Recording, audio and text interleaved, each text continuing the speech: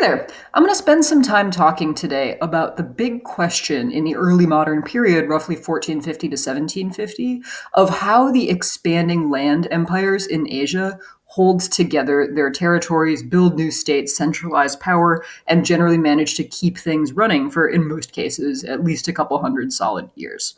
As a reminder, the geographic territory that we're talking about includes these five land empires: the Ottomans, centered in present day Turkey, the Safavids, centered in present-day Iran, Russia, which is bigger than but largely overlapping the present-day Russian state, the Mughal Empire in the Indian subcontinent, and then China under the rulers of the Qing dynasty, who are ethnically Manchu, as opposed to the Han majority.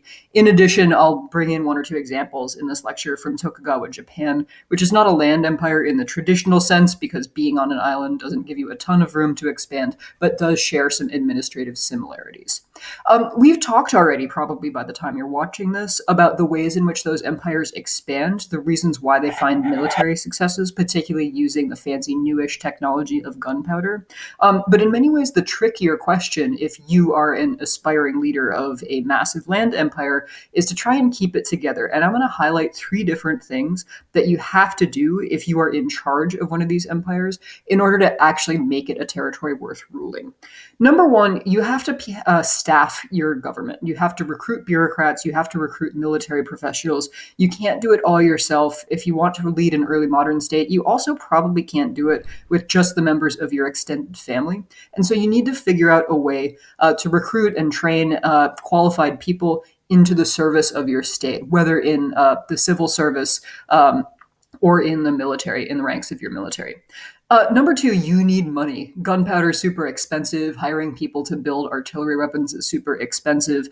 Maintaining the lavish lifestyle that you are accustomed to and that your subjects expect of you is going to be super expensive. And so you have to have some way of raising revenue, of taxing your subjects without upsetting them so much that they rebel, or without relinquishing so much control that the money mysteriously disappears before it gets to your treasury.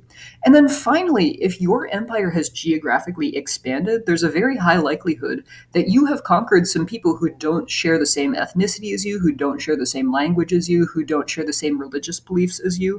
And so you need to manage both those subject populations in general, and especially your relationships with the elites in the areas that you have conquered, which might be used to ruling themselves, which might be used to a greater degree of autonomy, or which might have had a favorable arrangement with the empire that you took their territory from. So you have to figure out how to keep them on your side without giving them more independence than you want to. So I'll walk you through a few examples of each of these tasks, starting with recruiting the people who are really going to make your empire run. A couple of examples.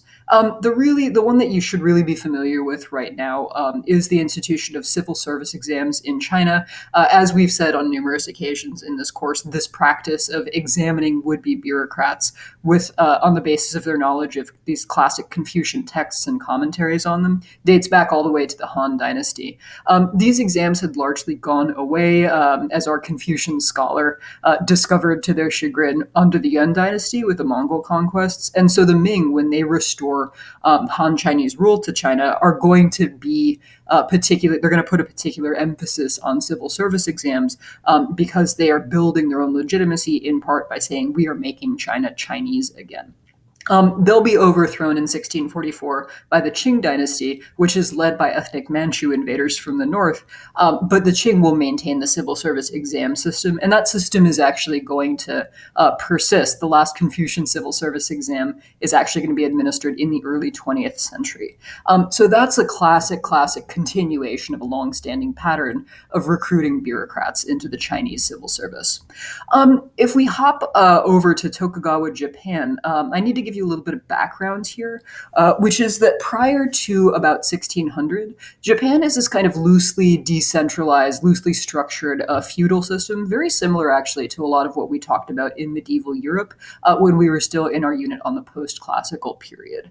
So the relevant terms that you need to know here are that the equivalent of feudal lords are daimyo, who largely rule with a pretty free hand in their own domains, who are supported by these military retainers called samurai, who themselves are attached to pretty significant parcels of land. And so this whole system before about 1600 is quite decentralized in Japan. Starting in the early 17th century, a clan of nobles in Japan, known as the Tokugawa Clan, starts centralizing control and bringing the daimyo and bringing the samurai under more centralized control, technically of the emperor, but really of the top military official called the shogun, who is kind of the emperor's right-hand man, who exercises most of the actual political power, and who for the next 250 plus years will be a member of the Tokugawa family. So that's the period we refer to as Tokugawa Japan. And the Tokugawa shoguns have a couple of ways of bringing those relatively independent local notables under the control of the state. Number one, among other things, they pass a law requiring that the nobles, the daimyo, live in the capital in Edo every other year. So now all of a sudden, a daimyo who might previously have been tempted to assert his control over his territory by building up reserves of loyalty, number one, has to come back to the capital, can't even live in his home province every other year, and so has a harder time building up a base of support. Number two, has to maintain the considerable expense of having two fairly lavish homes in two different parts of the country. And number three, has to leave his family in the capital even when he's back in his home province, essentially guaranteeing the Tokugawa regime free hostages in case he tries anything suspicious. Going one level down in this feudal hierarchy, samurai too are converted from kind of feudal sort of sublords to salaried employees. They actually start getting paid in fixed rations of rice, which of course they can then sell. But that means that they too are much less attached to the land that they live on, and much more dependent on their service to the state for their livelihood. Samurai really are a warrior class in this period before the Tokugawa shogunate takes over, because Japan has a fair amount of warfare going on. But after the Tokugawa come to power, there's going to be a period of relative peace established during which the samurai, because there's not nearly as much fighting to do, are actually going to be converted into a class that performs a bunch of different bureaucratic functions. The warrior ethos still remains, but their fighting skills are not going to have as many opportunities to keep their fighting skills sharp. Moving from Japan, there's also a few examples in this early modern period of armies that are composed entirely or at least partially of enslaved people. I can't think of an example in the early modern period where an empire's entire army has entirely consisted of enslaved people. But rulers in this period of these land empires have a few different reasons why they actually would prefer to include significant components of enslaved people in their armies. One example of this is the Janissaries in the Ottoman Empire. You read in Strayer about the Devshirme, about the practice of recruiting those Janissaries from as fairly young boys from Christian families, mostly in the Ottoman's territories in the Balkans. And so I won't belabor that point. And that's where they get a lot of their military elite. That's also where they get a lot of their bureaucratic elite. The Safavid Empire in Persia has a similar type of soldier called the Gholam, most of whom are captured and enslaved from Georgia in the Caucasus. It, I think, is probably not super intuitive to a reasonably modern mind why you would want enslaved people to serve in your army, given the considerable risk of rebellion. But I think it's worth noting just a couple of reasons why this makes sense from the perspective of these early modern rulers. Slave armies have the significant advantage from the perspective of rulers of being loyal to nobody but the ruler, because often they've been removed from their homes and don't have family or kinship connections that could conceivably motivate them to present a significant challenge to the power of the ruler. The other thing worth considering is that a lot of these older aristocratic armies, these people from traditional families, have a long tradition of military service, particularly if they are cavalry forces. And they're actually going to be fairly resistant for sort of reasons of traditionalism to adopting these newfangled gunpowder weapons when the age of gunpowder comes around. And so many of these enslaved armies are actually going to gain their status and become more essential to the rulers because they're more willing to adopt gunpowder weapons, or rather because they really don't have a choice. So that's a couple of examples of how these early modern rulers are going to recruit people into their service and train them. The second question that they have to answer, is how to pay for all of that. And this is a huge, huge portion of the problems confronted by these early modern empires. So, a couple of options. You're familiar from the post-classical period with the tribute system of the Aztec, who require conquered peoples to deliver to them certain payments in kind. You see those documented here. As Strayer says, the Russians, as they expand eastward, particularly into Siberia, are going to implement a similar form of tribute called the yasak. You can pay it in cash or you can pay it in kind. And so, for instance, as the Russians conquer more and more of Siberia, this is going to give them a pretty considerable income in terms of furs, which are a very valuable trade good. Number two, one way, and there's some comparisons you probably could draw with feudal Europe if you wanted to here. One way of collecting taxes or paying your state's expenses relatively efficiently is just to kind of skip the middleman and allow people in your military service to just go ahead and collect the taxes themselves. And all three of the Muslim-led gunpowder empires, the Mughals, the Ottomans, the Safavids, have some version of this system where if you are an officer in the military, you are subject to certain expectations in terms of your military service and the number of troops that you will raise to bring with you on campaign. And in exchange for performing that military service, you get the rights to collect some amount of taxes from a particular territory of land. These have different names in different empires. The Mughals call them the Mansabdars, the Ottomans call them the Timars, the Safavids call them Iqtas. They are not unique to the gunpowder empires. This is some form of administration has been practiced in many Muslim-led states going back well before the early modern period. But that's a pretty consistent way of allowing people in the state's military service to be paid for their service without a huge amount of administrative expense. Some states, and we associate this most strongly with the Ottomans, but others do it as well, go a step further and say, we're actually going to outsource or farm out, if you will, our entire tax collection apparatus. And this system becomes known as tax farming. In a society which practices tax farming, and again, the Ottomans are the primary example here, the state auctions off the right to collect taxes in a given area to the highest bidder. That bidder is going to pay the state upfront something like the expected revenues of that area, and then over the next period of time for which their contract covers, they go out and they collect taxes from the people who live in that area. This has an advantage for the state in that you get cash payment upfront if there's a drought, if there's a famine, if there's an invasion that would disrupt the ability of the people to pay taxes. Too bad for them. You already have your cash in hand. It also has a significant advantage for the tax farmer because if the tax farmer can collect more in taxes than they paid for the right to collect taxes, they take home a tidy profit for themselves. So this practice helps the Ottomans and others collect taxes, tax their population, raise a lot of revenue without having to directly employ a small army of tax collectors. And that's particularly important when you consider the geographic scope of many of these empires. The Ming, switching over to an earlier dynasty in China, going back before the Qing, the Ming dynasty implements and then eventually kind of falls off a tax reform which has the delightful name of the single whip tax reform. They consolidate a bunch of different taxes on the citizenry into a single cash payment that, very importantly, must be paid in silver.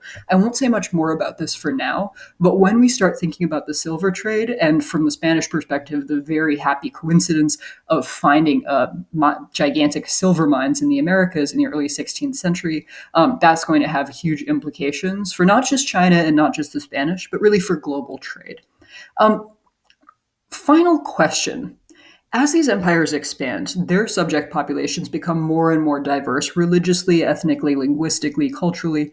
And in particular, they have a bunch of sort of local elites that they have to contend with because if there's going to be resistance effectively launched against the empire, those are the people who are most likely to lead it and who are the most likely to be able to gain from resistance. So we have to think about the different ways in which these empires, as they expand, decide to deal with religious, ethnic, linguistic cultural difference in their subject populations.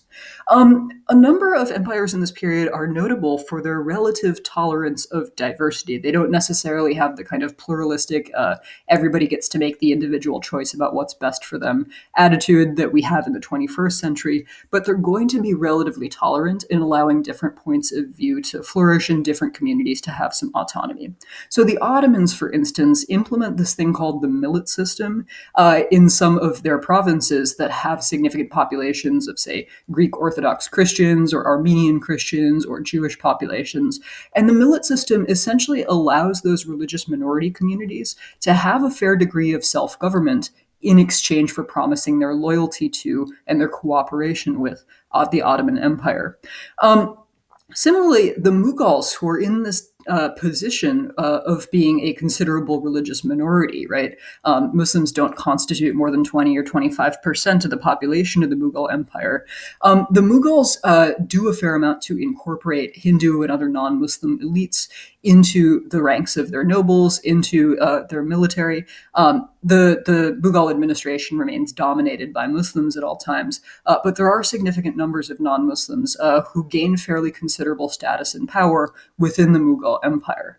It's worth noting, of course, that the Mughals, like many other empires, will kind of fluctuate in their attitudes towards religious diversity. So at the extremes for the Mughals, on the one hand, there's the Emperor Akbar, who not only promotes religious tolerance, but actually goes so far as to create his own syncretic belief system. It doesn't get a ton of followers. It doesn't really last.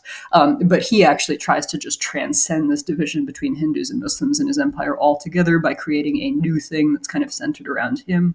At the other end, one of his successors, Aurangzeb, actually does do a fair amount, much more than the other Mughal emperors had, to try and promote conversion to Islam and to try and enforce Muslim codes of behavior throughout his empire. And that, of course, is going to meet with a fair amount of resistance from Hindus and from other non-Muslims. So there is lots of fluctuation over time within each empire. I don't want you to go forth and generalize that the Mughals and the Ottomans were just completely tolerant all of the time, but these are the general trends.